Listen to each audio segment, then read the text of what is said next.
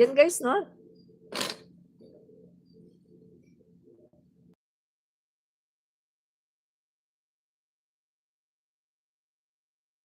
Sagutin muna natin. Sabi ng isa, si Noel Bondoc, why did Marcos lose in 2016 to Lenny?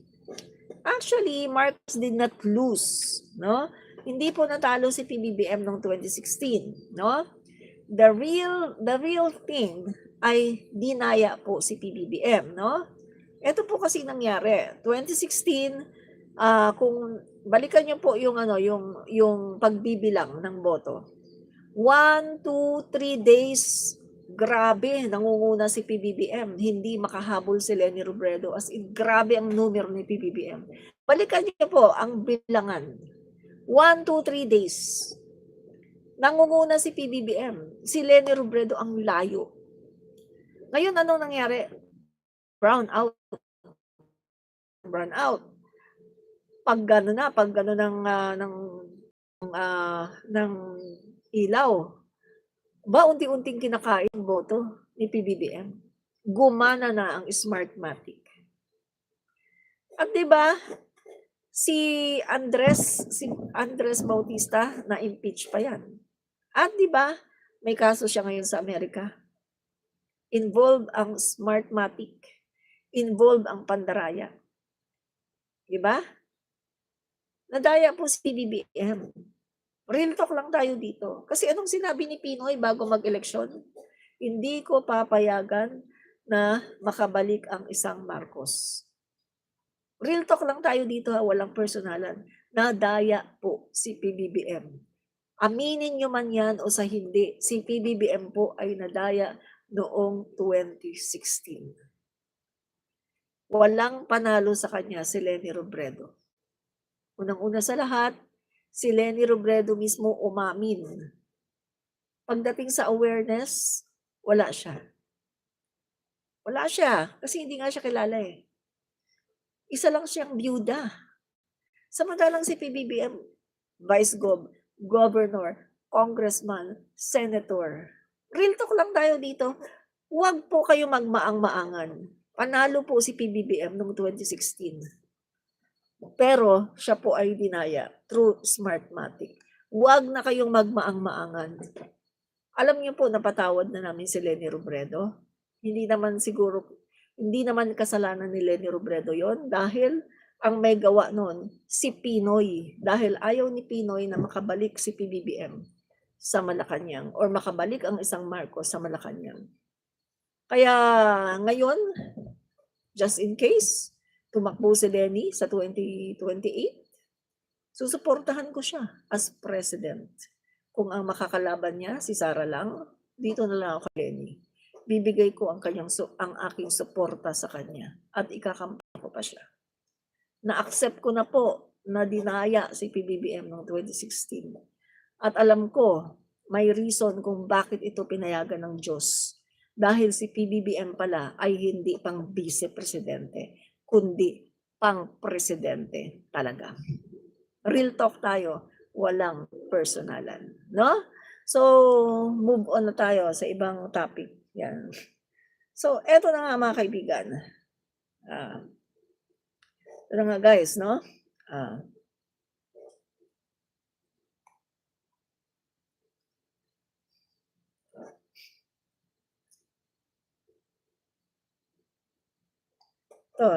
Ang sigaw po ng bayan ngayon, ng bayan, asset freeze, no? Laban kina Escudero at Ngu. Now, kailangan nang i-freeze itong asset no ni Chis Escudero at saka si Bernard Ngu, no? So, mga kaibigan, no, may PhDO na, no? Meron ng kumbaga, meron ng advance. Saglit guys, meron ng whole departure order, no? So, kulang na lang po ay mag-freeze, no? Ang kanilang mga ari-arian, no? So, ibig po sabihin, kinilala na ng Estado na seryoso ang kaso at may dahilan para pigilan ang pag-alis ng mga sangkot. Ito pong si Chis Escudero at saka si Maynard Ngu, no? So, ibig sabihin, kinilala na ng Estado, no? Pero ang tanong ng publiko ngayon, nasaan ang asset freeze? Bakit tila hindi pa pini-freeze ang kanilang mga asset, no? Dahil sa mga kasong may kinalaman sa bilyong-bilyong pondo, plunder, graft, kickbacks, hindi sapat na bantayan si Cheese Escudero at Maynard Wu. Kailangan bantayan ang pera. So mga kaibigan, kung may HDO pero walang asset freeze, malinaw ang problema dito, no? So nababantayan ang tao pero nakakatakas ang yaman. 'Di ba? So humiling ang ombudsman ng precautionary hold departure order laban kina Cheese Escudero at Maynard Wu. So sa issue ni Escudero, mabigat ang aligasyon.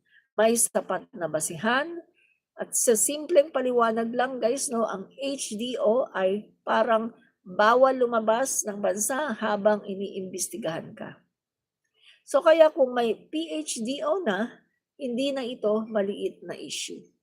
So dapat may malinaw dito na may malinaw dapat guys, no, na ginagawa, no? Dapat ay i-freeze na ang mga asset itong mga to. Kasi ang mga akusasyon, no, kay Cheese Escudero ay hindi haka-haka kundi ito ay may bigat. Tingnan niyo mga kaibigan, 280 million flood control kickbacks. May witness, may middleman, may contractor donations, kapalit ng proyekto. At may 142.7 billion BICAM insertions. Ghost projects at ghost assets sa Sorsogon. May 352 million graft case. So sa simpleng paliwanag, may galaw ng pera at hindi ito maliit na galaw ng pera, no? So yung ganitong sitwasyon, guys, no? Eto, dapat ay sundan ang pera, kontrolin ang pera, i-freeze ang pera at ang mga ari-arian. So ano nga ba? Ano ang asset freeze at bakit ito critical? Kasi guys, ang asset freeze ay utos or ito ay utos na huwag gagalawin ang pera at ari-arian, no? Para alam naman natin kapag may kasong plunder, yung iba diyan ibebenta yung ari-arian, yung iba naman ililipat sa ibang tao, no? Kanilang dami. Yung iba naman diyan ay itatago. So mahihirapan na i-trace yung mga kayamanan na to, no? Kapag ang ginawa ay nilinis yung pera, binenta sa iba, bawa kung pera siya, ibibili ng asset, no? Ng lupa o house and lot. Pag nakabili, ibebenta sa iba, tapos kumbaga, wala na, no? Hindi mo na makukuha, hindi mo na mahabol yung asset. So dito guys, no, dapat na i-freeze ang ari-arian at huwag gagalawin yung mga pera at ari-arian. Dapat, no? I-freeze talaga siya. Kasi ibig sabihin, mga kaibigan, kapag pinreeze mo ang kanyang mga ari-arian, hindi na ito pwedeng withdraw kapag yan ay salapi, hindi na pwede itong ilipat kapag yan ay mga properties at hindi na pwedeng itago, no? So bakit mahalaga? Dahil kung walang asset freeze, pwedeng ilipat ni Escudero ang pera sa ibang account. Pwede niyang ipangalan sa iba. Pwedeng ilabas ng bansa. At ang nakakapagtaka pa, guys, no, kasi binibigyan pa si Cheese Escudero ng until May 26 para isampa ang kanyang plunder case. Sana ngayon na. Sana ngayon na isampa ang plunder case.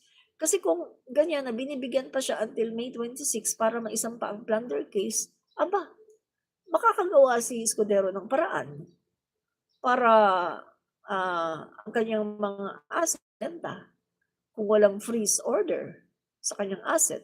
Makakagawa siya ng paraan para yung kanyang pera ay itago o kung ano man ang kanyang gagawin, di ba? Kaya dapat ngayon na dapat siya kasuhan at i-freeze agad ang ari-arian. O kung hindi man siya makasuhan agad-agad, kung aantayin pa sa May 26, hindi natin alam kung bakit May 26 pa. So kung hindi man siya makasuhan agad-agad, ay i-freeze na lang ang kanyang ari-arian, 'di ba? So, 'yan mga kaibigan 'no, halos imposible ng mabawi ang pera ng bayan kapag ito ay nai-dispose na or nailipat na sa iba, 'no? So, dito nagkakaroon ngayon ng problema kasi may HDO, may PHDO 'no, merong whole departure order, kontrolado ang tao pero walang asset freeze. Malaya ang pera ni Cheese na makakagalaw. 'Di ba? So isang malinaw ito mga kaibigan 'no, bagay 'no, na batay sa kung titingnan natin 'no guys, yung ganitong setup habang iniimbestigahan ang kaso, maaring unti-unting nawawala ang ebidensya. So ano ba 'to?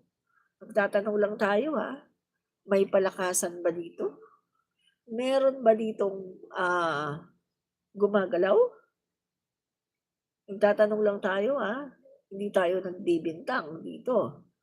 Hindi tayo nagbibintang kahit kanino. Bakit ganito? 'Di ba? So, ito mga kaibigan 'no, ang tanong ng publiko, bakit kulang ang aksyon? Sa ibang pagkakataon, kahit hindi ganito kalaki ang halaga at akusasyon at ebidensya, mabilis ang asset freeze.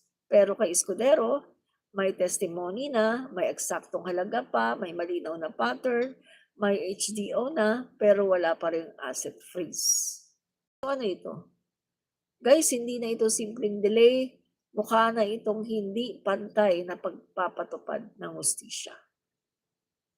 So guys, kung may basihan para sa PHDO, dapat may basihan din para ma-freeze ang kanyang asset. Kung na-freeze ang asset ng isang tao na hindi makitaan ng anomalya, kundi puro paninira lang laban sa kanya, mas lalong dapat bantayan at i-freeze ang asset ni Escudero dahil napakaraming issue ng korupsyon na siya ay ini-involve. Meron pang affidavit, testimony magmula kay Bernardo na isang state witness. O di ba mabigat yun? Yung state witness mismo ang kumanta laban kay Escudero. Di ba? Para sa akin mabigat yan. No? So kung pinipigilan ang taong inaakusahan, no? Kung pinipigilan ang taong inaakusahan para makalabas ng bansa at nilalapatan ng mga testimonies at evidences, lalo na dapat pigilan ang pera. Dapat magkaroon ng freeze order sa kanyang assets dahil hindi komplikado ang issue. No? Kaya dapat na complicated po ang isyung ito, no? Complicated po ang issue at ito pong mga ebidensya laban kay Chis Escudero ay marami at mabibigat dahil ang mismong nagturo sa kanya ay si Bernardo, na isang mataas na opisyal ng DPWH. Yun mismo ang kumanta sa kanya at yan po ay under oath yung kanyang affidavit at siya po ngayon ay state witness na. Diba? Kung kay dating Speaker Martin Romualdez, nagagawang i-freeze agad, gayong no adverse findings, hindi nakitaan ng guilt, at ang balita ko, ang ginamit lamang na ebidensya ay yung sinabi ni Gutesa, na halata naman, nagawa-gawa lang ni Marcoleta, at yung sinabi ng 18 Marines, na halata naman, na nagbulid-bulid lang ng kasinungalingan. Pero pinris agad ang asset ni Romualdez. Samantalang kay Escudero na ang mismong nagkanta sa kanya ay yung USEC mismo ng DPWH. At merong numbers, may numero kung magkano. Merong location. Pero walang freezing ng asset. Parang nakakapagtaka, di ba? Parang merong gumagalaw. Parang merong i-impluwensya. Sino kaya yun? Sino kaya yung nang i-impluwensya? No?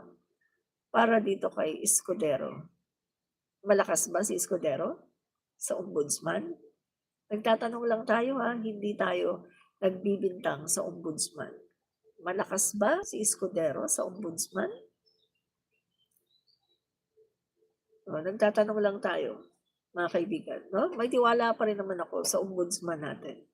At sana nga ay huwag maging bias at sana ay gawin nila ang kanilang trabaho religiously, with all honesty, at hindi sila dapat maging bias. 'Di ba? So, isa pa mga kaibigan, no? Ito pa. Kapag wala kasing asset freeze laban kay Escudero, may paraan para makatakas ang mga itinatago niyang kayamanan. Ganun lang yun mga kaibigan. No? Kaya dapat talaga na ma-freeze na po ang kanyang mga kayamanan. Ganun lang kasimple. As simple as that, guys.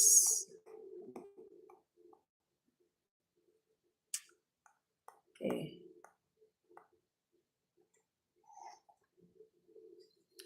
So ito pa, no?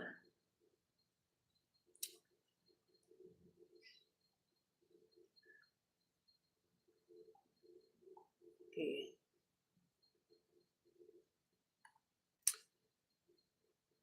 I-ano na rin natin, Lucifer. Aha.